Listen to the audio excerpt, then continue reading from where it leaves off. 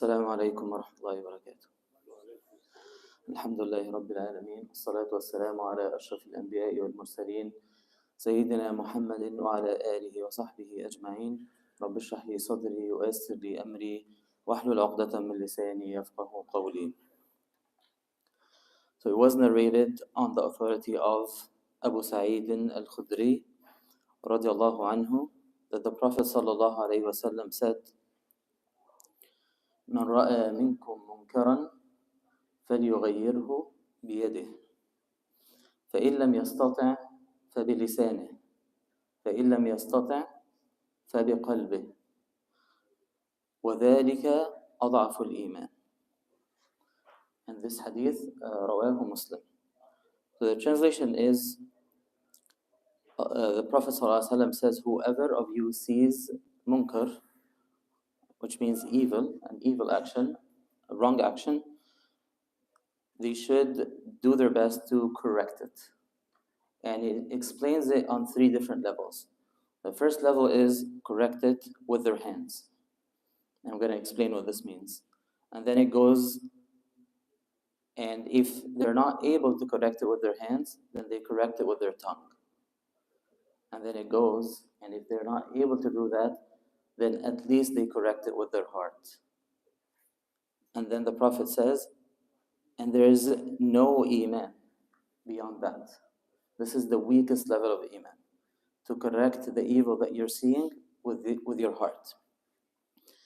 So there are like a few points to think about it. But the overall gist of the hadith, what does the hadith, what is it trying to tell us? That the Muslim is not passive. He cannot see munkar, he cannot see evil being committed in front of you and sit idle and do nothing about it. You need to be proactive, and you need to engage in trying your best with whatever Allah subhanahu wa ta'ala has blessed you with to change that munkar that you're seeing.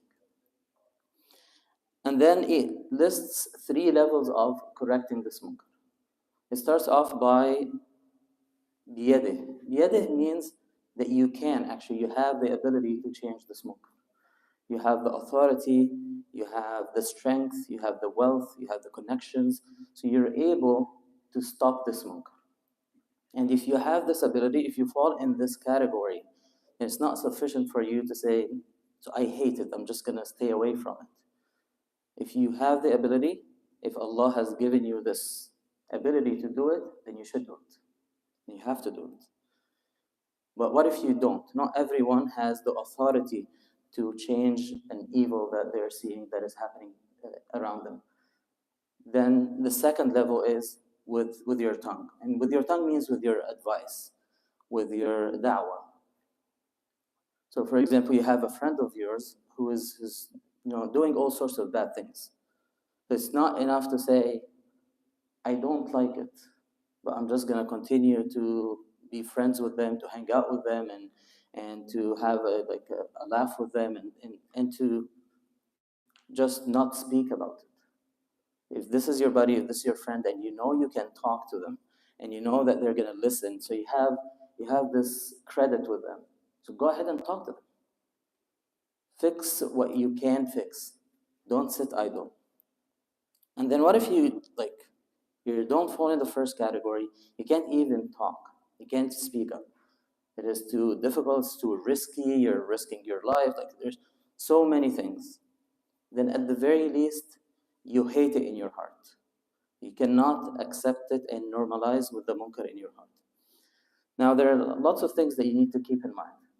When you think about changing evil, there are certain requirements that need to be present. We talked about your ability. So do you have the ability to change the munkar? And then we talk about wisdom. Do you have the right wisdom? Because you might go ahead to try and change munkar, and then you cause something that is even worse than it. So you need to think carefully, and you need to consult. Do you have the right wisdom to change this munkar? And then the scholar said, you need to make sure that by changing this munkar, you're not causing even worse harm or worse damage. So think carefully about your ways of changing this munkar. So that's why I said it is tricky. A lot of people don't talk about this hadith because it could be misunderstood in so many ways. So it needs a lot of wisdom, and it needs the ability, and you need to make sure you're not causing more damage and more harm. And then the last part that I want to spend a minute on is التغيير بالقلب. A lot of people say, yes, I hate it in my heart, that's enough. But do you really hate it in your heart? Because if you hate something in your heart, but you're present while it's happening, and you're laughing and you're enjoying your time, you don't. Do you really hate it? Yeah. Let's be honest. If you really hate something, then you're gonna leave the scene where this munkar is being committed. Okay, so it requires just honesty with oneself. And someone might say, what's the purpose of hating with your heart if you're not actually changing the munkar? And there's a very important purpose. If you change the munkar, you're preserving the society. You're protecting the society from spreading the munkarat, the evil actions. If you're changing it with your heart, you're preserving your heart. Allah subhanahu wa ta'ala created everyone, put the right compass in their heart to be able to tell what's good and what's bad. And with their iman, they're able to make this judgment. If you keep seeing munkar and you just ignore it and you do nothing about it, over time Allah takes this away from you. So you lose your judgment. And this is very dangerous. You see the munkar and you cannot tell if it's right or wrong. So you need to resist with whatever you can. And with Allah, whatever level that you fall in, you need to resist, you need to reject the munkar. You cannot say everyone is doing it, then it must be fine. Your compass is not what everyone else is doing. Your compass is driven by what pleases Allah subhanahu wa ta'ala. As Muslims, our compass is our deen, is what Allah subhanahu wa ta'ala said is acceptable, and what the Prophet sallallahu alaihi wasallam said is acceptable. This is your compass, this is your judgment. So keep this in mind. I ask Allah subhanahu wa ta'ala to preserve the iman in our heart. I ask Allah subhanahu wa ta'ala to show us truth as truth and allow us to follow it, and show us falsehood as falsehood and allow us to stay away from it, and allow us to change it with whatever we can. أقول قولي هذا وأستغفر الله لي ولكم. سبحانك اللهم ربنا وبحمدك نشهد أن لا إله إلا أنت نستغفرك ونتوب إليك.